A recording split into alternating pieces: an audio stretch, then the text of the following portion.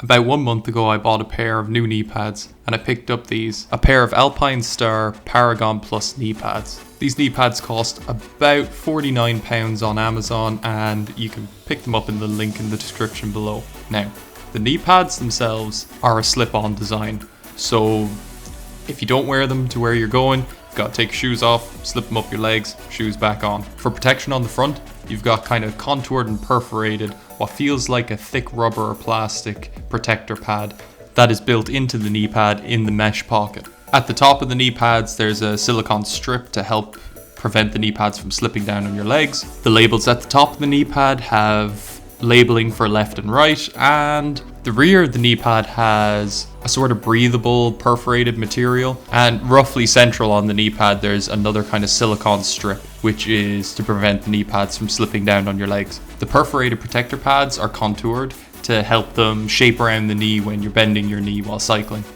So like I said, I've owned these knee pads for about 1 month now and they've been holding up quite well. They are my third set of knee pads that I've ever owned and they're pretty comfortable. Alpinestar does say that the silicone strips help with slippage, and they're right. They do help with slippage, but they don't prevent it. They'll still slip down from time to time.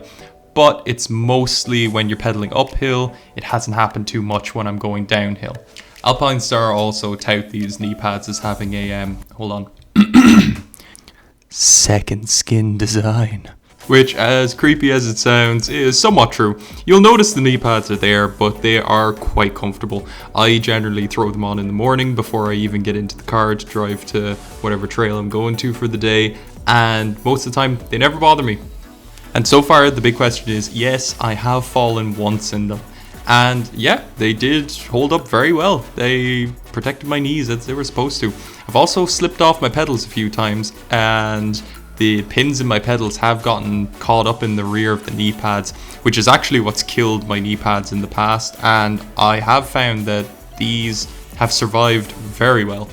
There's no tears, there's no rips in the rear fabric, so A+ on that. Alpinestar do say that these feature abrasion resistant and durable fabric, so at least in my experience, it seems to live up to their promises. Even though I've only had these knee pads a month, I've ridden them on some days that were 20 degrees and I've ridden them on other days that were 5 degrees. And I'll say that when it was warm out, yeah, they were pretty breathable. I didn't feel like I was getting really sweaty or uncomfortable in them. And when it was cold, yeah, they serviced as a reasonable second layer of protection against the wind and cold.